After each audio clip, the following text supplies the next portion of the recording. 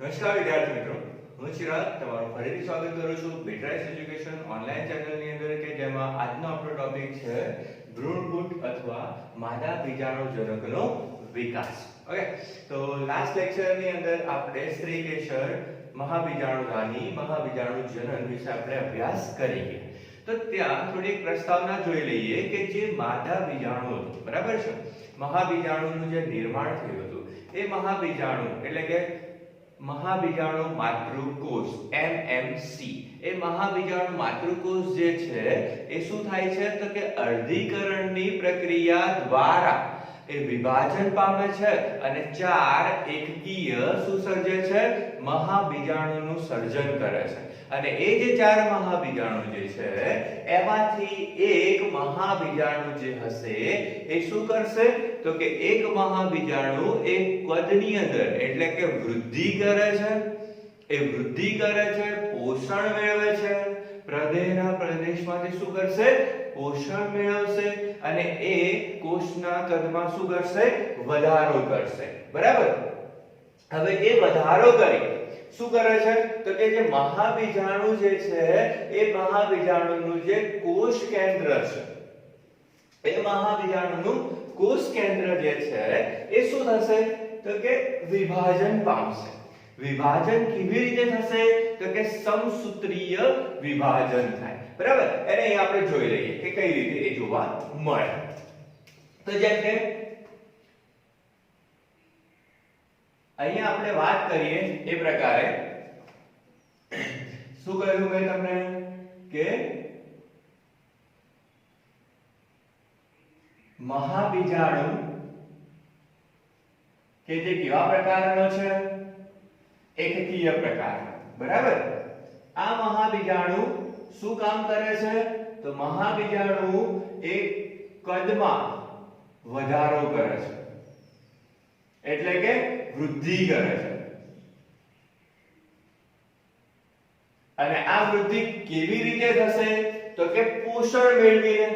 ક્યાંથી પોષણ મેળવશે તો કે પ્રદેહના પ્રદેશમાંથી શું કરે છે તો કે પોષણ મેળવે છે. ઓકે, હવે દેખો જેમ કે આ આપનું મહાબીજાણુ. ઓકે, એની અંદર શું રહેલું હશે, કોષ કેન્દ્ર. હવે આ શું કરે છે તો કે પ્રદેહના પ્રદેશમાંથી પોષણ મેળવે છે. તો પ્રદેશના પ્રદેશમાંથી પોષણ મેળવશે એટલે આ જે કોષ છે એ કોષના કદમાં શું થશે, વધારો. એટલે કે આ કોષે શું કર્યું તો કે વૃદ્ધિ પામ્યું. હવે વૃદ્ધિ પામે છે તો એ વૃદ્ધિ પામીને ત્યાં શું જોવા મળે આપણને તો કે વૃદ્ધિ પામે. હવે એનું આ જે કોષ કેન્દ્ર છે ને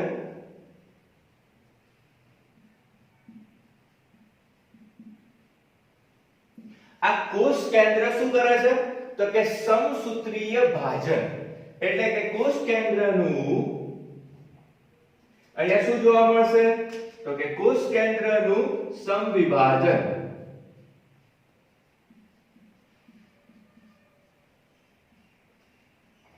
એટલે કે સમસૂત્રીય ભાજન જોવા મળે. હવે આ સમસૂત્રીય ભાજન કરી આ એક કોષ કેન્દ્ર છે, સમસૂત્રીય ભાજન એટલે શું તો કે સમાન પ્રકારના બે નવા કોષ કેન્દ્રોનું શું કરશે, સર્જન કરશે. તો એ અહીંયા આપણે જોઈએ, દર્શાવી દઈએ આકૃતિ મુજબ. તો જેમ કે આ આપણો કોષ, કયો કોષ છે તો કે મહાબીજાણુ. એ મહાબીજાણુનું કોષ કેન્દ્ર, એ કોષ કેન્દ્ર શું થાય છે તો કે વિભાજિત થાય છે. તો ક્યાં થઈ ગયું વિભાજન. બરાબર. એ કોષ કેન્દ્રનું શું થયું, વિભાજન. હવે આ જે કોષ કેન્દ્રો છે એ કેવા પ્રકારના હશે, સમસૂત્રીય છે ને, મતલબ કે n પ્રકારના. એ સમસૂત્રીય કોષો, સમસૂત્રીય કોષ કેન્દ્ર એ શું થશે હવે તો કે ધ્રુવ તરફ. આ જે કોષ કેન્દ્રો છે એ કોષ કેન્દ્ર ધ્રુવ તરફ ખસવાની શરૂઆત કરે.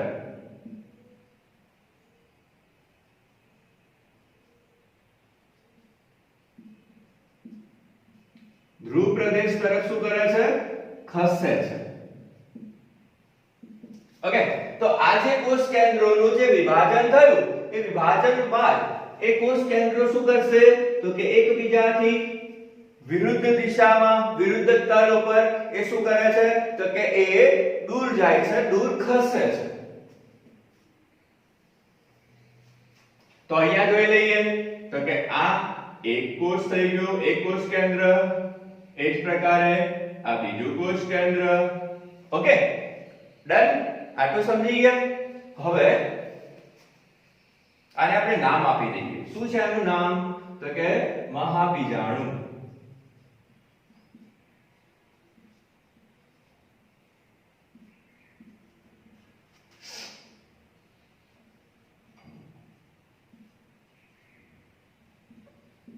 આટલું સમજાય છે ને? હવે જુઓ, આ જે કોષ કેન્દ્રો છે ને, જે ધ્રુવ તરફ ખસ્યા છે, એ શું કરશે? તો કે એક એમ બે વખત સમસૂત્રીય ભાજન કરશે. એટલે કે હજુ પણ એ બે વાર શું કરે છે? સમસૂત્રીય ભાજન. એટલે કે અહીંયા જોઈએ આપણે કે એક વખત સમસૂત્રીય ભાજન થાય તો આ એક કોષ કેન્દ્ર જે છે એક વખત એ સમસૂત્રીય ભાજન કરે તો આ એક કોષ કેન્દ્ર જે છે એ કેટલા ભાગમાં વિભાજિત થાય? ફરીથી તો ફરીથી આપણને કેટલા કોષ કેન્દ્રો મળશે? તો કે બે કોષ કેન્દ્રો મળે. ઓકે, એ જ પ્રકારે આ કેવા પ્રકારના હશે? n પ્રકારના. એ જ પ્રકારે આ પણ શું કરશે? તો કે સમસૂત્રીય ભાજન. તો એ પણ શું નિર્માણ કરશે? અહીંયા તો કે બે કોષ કેન્દ્રોનું નિર્માણ કરે. એ પણ કેવા? n પ્રકારના. હવે આ શું કરે છે? એક વખત વિભાજન થઈ ગયું સમસૂત્રીય. હવે આ શું થશે? ફરીથી બીજી વખત શું કરે છે? વિભાજન. તો બીજી વખત વિભાજન થાય તો આમાંથી કેટલા કોષ સર્જાશે? બે કોષ કેન્દ્રો. એ જ પ્રકારે આમાંથી કેટલા સર્જાશે? બે કોષ કેન્દ્રો. અને આ બધા કોષ કેન્દ્રો કેવા પ્રકારના હશે? તો કે n પ્રકારના જોવા મળશે. ઓકે, આટલું સમજો છો તમે? કમ્પ્લીટ રીતે સમજાય છે આટલી વસ્તુ? ઓકે, ચલો આગળ જોઈએ. હવે જેમ અહીંયા વિભાજન થયું ને, એ જ પ્રકારે અહીંયા પણ વિભાજન જોવા મળશે.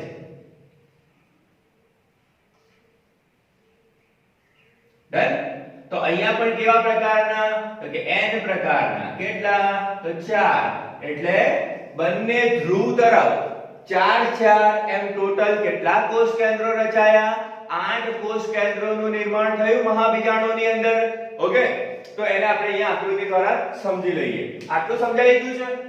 તો આને હું રફ કરું છું, બરાબર? અહીંયા ધ્યાન આપજો ક્લિયરલી.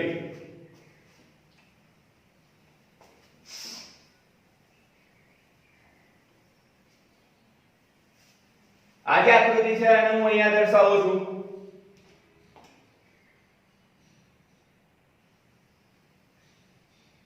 ઓકે, હવે જો કેટલા કોષ કેન્દ્રો?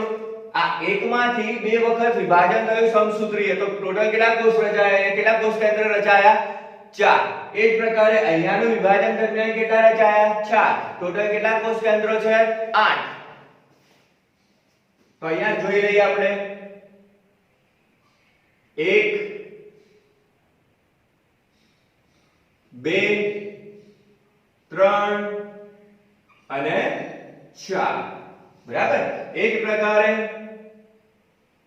1 2 3 અને 4. આ બધા કેવા છે? n પ્રકારે. બરાબર? આ જે ધ્રુવ છે, આ જે છેડો છે, એને આપણે શું કહીશું? તો આ જે છેડાનો ભાગ છે એને આપણે કહીએ, એને આપણે નામ આપી દઈએ કોઈ. તો આને શું નામ આપું? તો કે બીજાંડ તલ. એને શું નામ આપીએ આપણે? બીજાંડ તલ તરીકે ઓળખીએ. જ્યારે આ જે ધ્રુવનો પ્રદેશ છે એને આપણે શું નામ આપીશું? તો એને નામ આપીએ અંડ છિદ્ર, અથવા બીજા શબ્દમાં શું કહેવાય એને? તો કે બીજાંડ છિદ્ર. देखो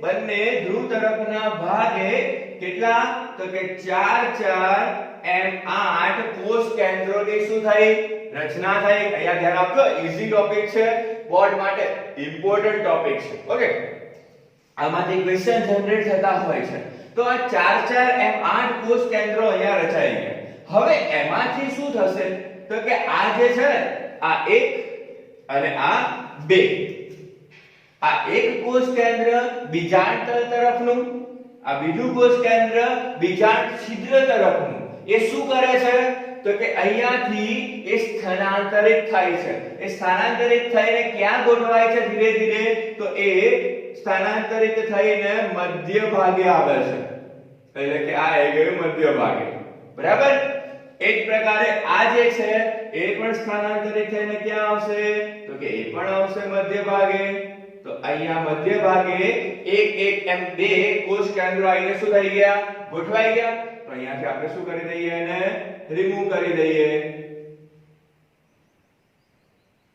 આટલું સમજી ગયા બધા ડન હવે જો આગળ શું થશે તો કે આ બંને જે છે ને આ બંને n પ્રકારના કોષ કેન્દ્રો એ જ્યારે પ્રજનનનો સમયગાળો હોય પ્રજનન દરમિયાન અથવા પ્રજનન સમયગાળા પહેલા એ શું થાય તો કે આ બંને કોષ કેન્દ્રો એકબીજા સાથે જોડાઈ જાય શું થશે એકબીજા સાથે જોડાઈ જશે અને એકબીજા સાથે જોડાઈ અને શાનું નિર્માણ કરે છે તો કે ગૌણ અથવા દ્વિકીય કોષ કેન્દ્રનું નિર્માણ કરે છે આ કેવું નિર્માણ થશે તો કે 2n પ્રકારનું દ્વિકીય કોષ કેન્દ્રનું નિર્માણ થશે અહીંયા શું રચે છે દ્વિકીય કોષ કેન્દ્ર જેને આપણે શું કહીએ છીએ 2n અથવા ગૌણ કોષ કેન્દ્ર તરીકે ઓળખવામાં આવે છે ડન આટલું સમજી ગયા હવે જો તો આ રચના થઈ ગઈ દ્વિકીય કોષ કેન્દ્રની મતલબ કે આપણી પાસે હતા કેટલા ટોટલ 8 કોષ કેન્દ્રો હતા એમાંથી આ જે બે કોષ કેન્દ્રો છે એ પ્રજનન સમયગાળા દરમિયાન એમનું શું થઈ જાય છે જોડાણ થઈ જાય છે સંયુગ્મન થઈ જાય છે જેના કારણે આ બંને ભેગા મળીને એક રચાય એક કોષની શું કરે છે રચના કરે છે એક કોષનું શું કરે છે નિર્માણ કરે છે હવે દેખો આ જે કોષ કેન્દ્રો રચાયા ને એ કોષ કેન્દ્રો શું કરે છે તો કે કોષ રસનું વિભાજન કરી કોષ કેન્દ્રો તો વિભાજન થઈ ગયા એટલે કે કેરિયોકાઇનેસિસ થઈ ગયું હવે શું કરે છે તો કે સાયટોકાઇનેસિસ દ્વારા એ કોષ રસનું પણ શું કરી દે છે વિભાજન કરી દે છે અને કેવી રચના બનાવે છે તો કે 7 કોષીય અને 8 કોષ કેન્દ્રીય 7 કોષીય અને 8 કોષ કેન્દ્રીય રચના બનાવે છે બરાબર એને અહીં આપણે દર્શાવીએ છીએ અહીં આપણે સમજીએ છીએ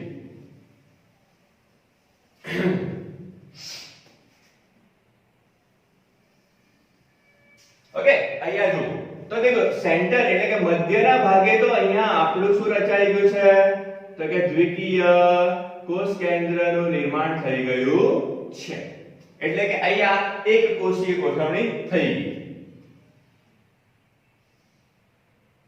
આને શું કહીશું દ્વિકીય કોષ કેન્દ્ર ડન હવે આ જે 3 3 એમ 6 જે બાકી છે ને એક કયા 3 કયા ભાગે બીજાંડ તલના ભાગે તો આ જે બીજાંડ તલના ભાગે જે 3 છે આ 1 આ 2 અને આ 3 આ બીજાંડ તલના ભાગે જે રહેલા કોષ કેન્દ્રો છે કોષ જે છે એને આપણે શું નામ આપીશું તો એને કહેવાશે આ ત્રણેયને શું કહેવાશે તો કે પ્રતિ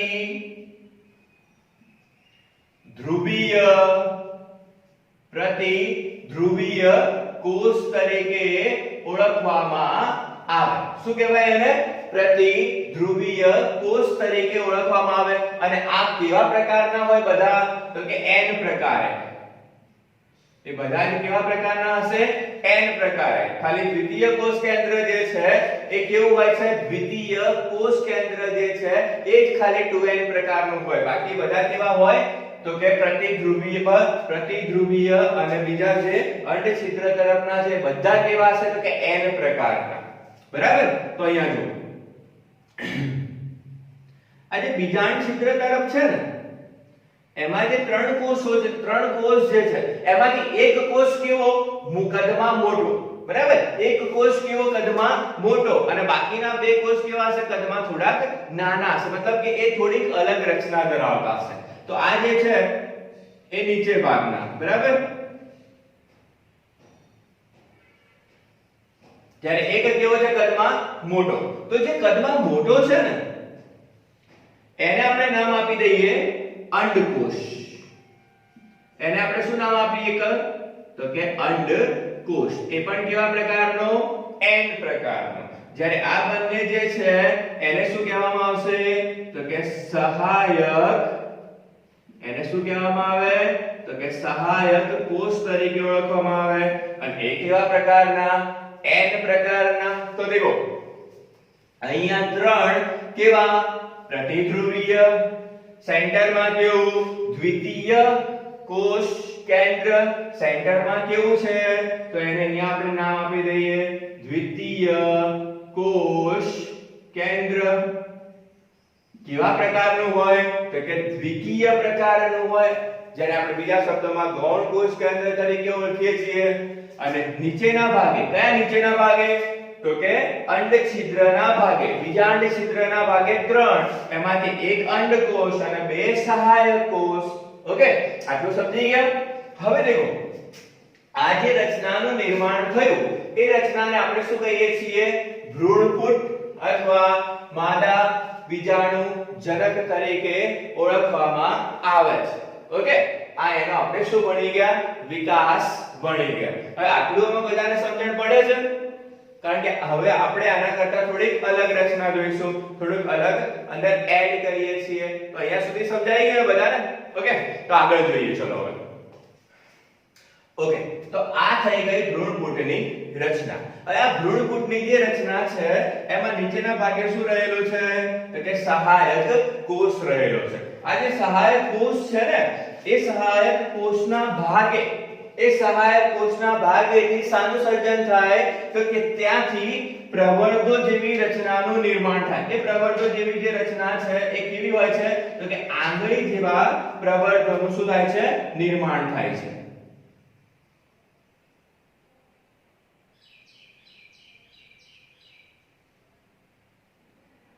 ઓકે, આંગળી જેવા પ્રવર્ધોનું શું થાય છે? નિર્માણ.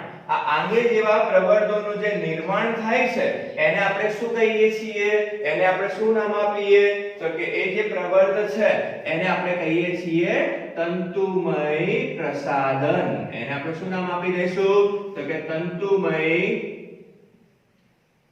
પ્રસાધન તરીકે ઓળખવામાં આવે.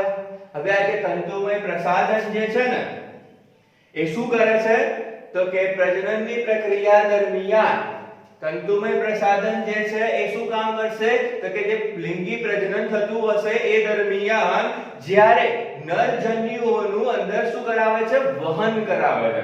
મતલબ કે આ તંતુમય પ્રસાધન એ શું કામ કરશે તો કે પરાગ નલિકાને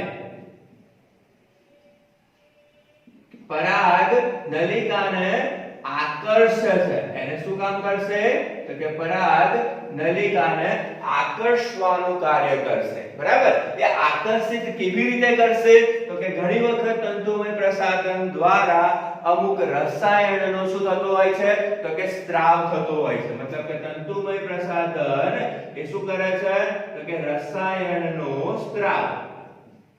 અને આ જે કેમિકલ હોય છે એ જે સ્ત્રાવ જે છે એ શું કરશે તો કે પરાગ નલિકાને આકર્ષિત કરવાનું કાર્ય કરશે. બરાબર? હવે જો અહીંયા આપણે એક વસ્તુ છે કે અંડકોષ છે અને બે સહાયક કોષ છે ને, આ ત્રણેય દ્વારા જે બનતી રચના હોય, બરાબર, અંડકોષ અને સહાયક કોષ દ્વારા જે બનતી રચના છે, આ ત્રણેયનું જે કોમ્બિનેશન છે ને, એ ત્રણેયનું કોમ્બિનેશન ને શું કહેવામાં આવે છે તો કે એને પર્ટિક્યુલર આપણે શું આપી દઈએ, નામ આપી દઈએ. શું નામ આપીશું તો એને કહેવામાં આવશે અંડ પ્રસાધન. એને શું નામ આપી દઈશું આપણે? તો કે અંડપ્રસાધન તરીકે ઓળખીશું. ઓકે, આટલું સમજી ગયા બધા? અહીંયા સુધી સમજાય છે બધાને? નાઉ નેક્સ્ટ. તો આ થઈ ગયો ભ્રૂણપુટ. બરાબર? કોણે? તો કે સ્ટ્રાસબર્ગ નામના વૈજ્ઞાનિકે આનું શું કર્યું હતું?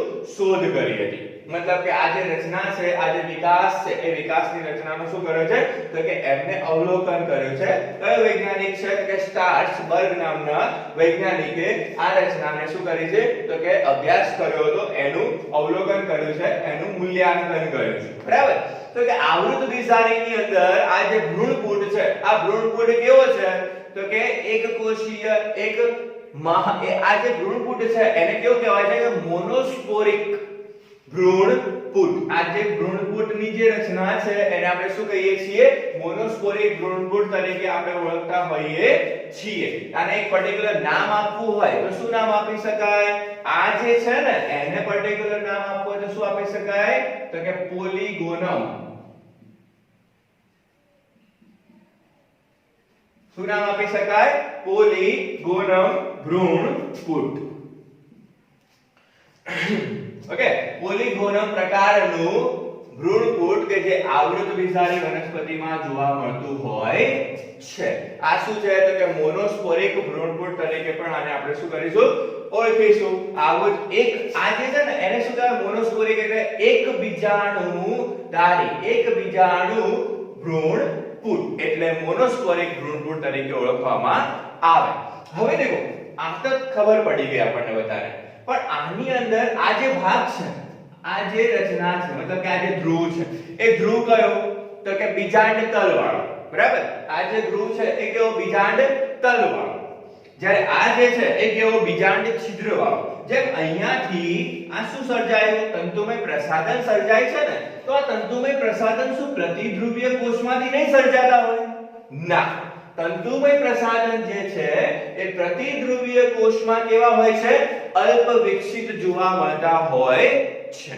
તંતુમય પ્રસાધન એ પ્રતિધ્રુવીય કોષોમાં કેવા હોય છે? તો કે અલ્પ વિકસિત જોવા મળે છે. ડન. હવે આ જે બીજાંડ તલનો જે ભાગ છે અને બીજાંડ છિદ્રનો જે ભાગ છે, ઘણી વખત ત્યાં શું જોવા મળતું હોય છે? તો કે ઉપર અને નીચેના ભાગે, ઘણી વખતે ઉપર અને નીચેની તરફથી ત્યાં શું જોવા મળશે? તો કે ત્યાંથી અવરોધ સર્જાય. ઘણી વખત ત્યાં શું હોય છે? તો કે ઉપરનો જે ભાગ છે બીજાંડ તલનો અને નીચેનો જે ભાગ છે બીજાંડ છિદ્રનો, ત્યાં શાનું નિર્માણ થતું હોય છે? તો કે અવરોધોનું નિર્માણ થતું હોય. અને જો આવો અવરોધ મતલબ કે શું કરશે? એને આગળ વિકસિત થવા દેશે નહીં. અને આવો જો અવરોધ બીજાંડ તલના ભાગે જોવા મળે તો એને શું કહેવામાં આવે છે? આવો જો અવરોધ બીજાંડ તલના ભાગે જોવા મળે તો એને આપણે એક નામ આપીએ. શું નામ આપીશું એને? તો કે હાઇપોસ્ટેસ. એને આપણે શું નામ આપીશું? તો કે હાઇપોસ્ટેસ તરીકે એને ઓળખીએ છીએ. અને એ જ પ્રકારે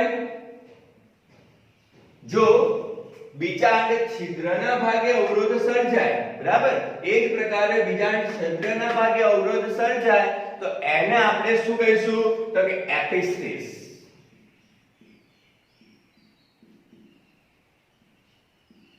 એને આપણે શું કહીશું? એપિસ્ટેસ તરીકે ઓળખીશું. આ શું છે? અવરોધ કે જેના કારણે એ આગળ વિકાસ પામી શકશે નહીં. મતલબ કે બીજાંડ તલના ભાગે અવરોધ અને આ બીજાંડ છિદ્રના ભાગે અવરોધ નિર્માણ થાય. તો આ થયું માદા બીજાણુજનકનો વિકાસ અથવા ભ્રૂણપુટનો વિકાસ. ડન. આટલું સમજાય છે કમ્પ્લીટલી? તો આના આધારે અહીંયા આપણે આ જે બીજાણુ છે ને, ભ્રૂણપુટ જે છે ને, એ ભ્રૂણપુટના પ્રકાર જોઈએ. આના આધારે આપણે શું જોઈએ? ભ્રૂણપુટના પ્રકાર જોઈએ. તો ભ્રૂણપુટના કેટલા પ્રકાર છે? તો અહીંયા આપણે જોઈએ તો ભ્રૂણપુટના આમ સામાન્ય રીતે બે પ્રકાર જોવા મળે. કયા કયા બે પ્રકાર જોવા મળે? તો કે એક અહીંયા આપણે જે નામ આપ્યું હતું ને, પોલિગોનમ.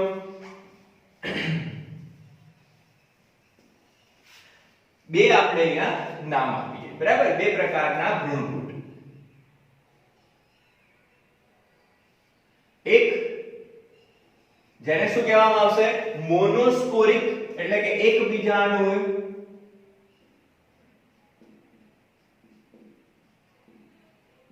મોનોસ્પોરિક ભ્રૂણપુટ.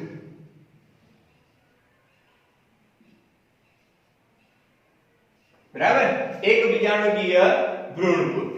જ્યારે બીજો પ્રકાર કેવો બનશે? તો આ કેવું છે? મોનો છે. એ જ પ્રકારે અહીંયા શું સર્જાય? તો કે બાય સ્પોરિક ભ્રૂણપુટ. ડન. બાય સ્પોરિક ભ્રૂણપુટ. એમ બે પ્રકારના ભ્રૂણપુટનું શું થાય? તો કે અહીંયા જોવા મળે. બે પ્રકારના ભ્રૂણપુટ શું છે? સર્જાતા. હવે જે મોનોસ્પોરિક ભ્રૂણપુટ છે, આ મોનોસ્પોરિક ભ્રૂણપુટના પણ કેટલા પ્રકાર? તો કે બે પ્રકાર. એક કેવું? તો કે પોલિગોનમ. એક કેવો? પોલિગોનમ. અને બીજો કેવો પ્રકાર છે? તો એક પ્રકાર પોલિગોનમ નો આપણે જોઈ ગયા. એના સિવાય અહીંયા બીજો પ્રકાર છે ઓએનોથેરા. પોલિગોનમ અને ઓએનોથેરા. બરાબર. જેમાં પોલિગોનમ ની અંદર શું જોવા મળે આપણને? તો કે 8 કોષ કેન્દ્રીય રચના અને 7 કોષીય રચના. જ્યારે અહીંયા ઓએનોથેરા ની અંદર આપણને શું જોવા મળશે? તો કે અહીંયા ફક્ત કેટલા પ્રકારના? અહીંયા જે 8 કોષ કેન્દ્રીય છે ને, એમ અહીંયા ફક્ત કેટલા? તો કે 4 કોષ કેન્દ્રીય, 4 કોષ કેન્દ્રીય રચના જોવા મળે. બરાબર છે. આમાંથી ફક્ત શું હોય? તો કે મધ્યમાં એક કોષ કેન્દ્ર જોવા મળશે. મધ્ય વિસ્તારની અંદર જેમ આપણે દ્વિકીય કોષ કેન્દ્ર છે ને, એમ અહીંયા એક કોષ કેન્દ્ર જોવા મળશે. અને બીજા કેવા હશે? તો કે આમાંથી એક મધ્યના ભાગે, જ્યારે 3 જે હશે એ કેવા હશે? તો કે અંડપ્રસાધન.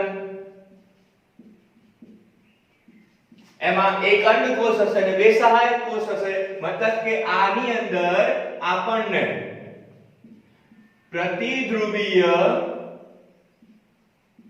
કોષ જોવા મળતા નથી.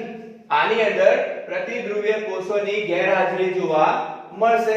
તો આ થઈ જાય મોનોસ્પોરિક ભ્રૂણપુટ. એ જ પ્રકારે બાયસ્પોરિક ભ્રૂણપુટ. બાયસ્પોરિક, અહીંયા દેખો મોનોસ્પોરિક એટલે એક જ ભ્રૂણપુટનું નિર્માણ થયું. અહીંયા કેવું હોય? તો કે બે ભ્રૂણપુટનું, બે મહાબીજાણુ દ્વારા, બે મહાબીજાણુ દ્વારા ભ્રૂણપુટ સર્જાય. બે મહાબીજાણુ દ્વારા ભ્રૂણપુટનું શું થતું હોય છે? તો કે સર્જન થતું હોય છે. બરાબર. મતલબ કે અહીંયા દ્વિકોષ કેન્દ્રીય મહાબીજાણુનું શું થશે? નિર્માણ. દ્વિકોષ કેન્દ્રીય મહાબીજાણુમાંથી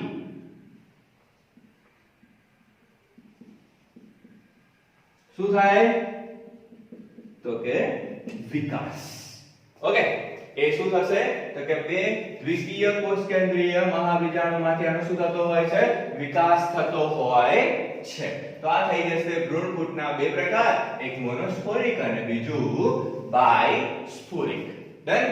તો આ થઈ ગયું ભ્રૂણપુટ. સો અહીંયા સુધી બધાને સમજણ પડી ગઈ? ઓકે.